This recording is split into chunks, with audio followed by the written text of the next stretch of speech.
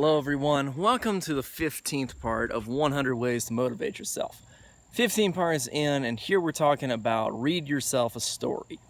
Now, you might initially think this is about reading yourself positive stories, the whole singing yourself your favorite song kind of idea. But actually this one is really getting at just basically a scientific idea that when you read things aloud, you understand them so much better.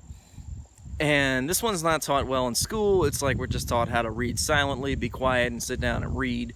And just, it's this hearing it in our head. And sometimes you'll have those lapses in experience where you're kind of just going to daze off for a minute and find that you read this entire page, but you can't remember any of it. Now, your subconscious mind can actually remember it if you can bring it the right cues to do so.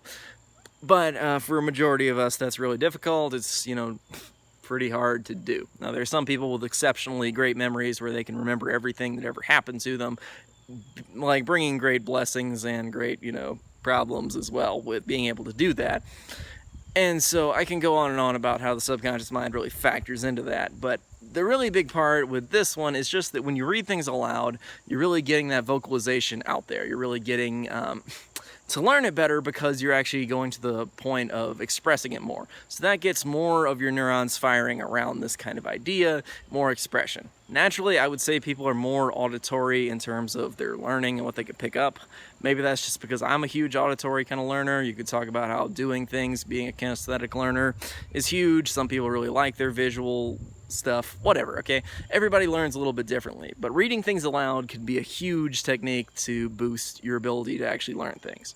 That's about it for part 15 here. I will see you guys next time with part 16, so stay tuned. I'll see you next time.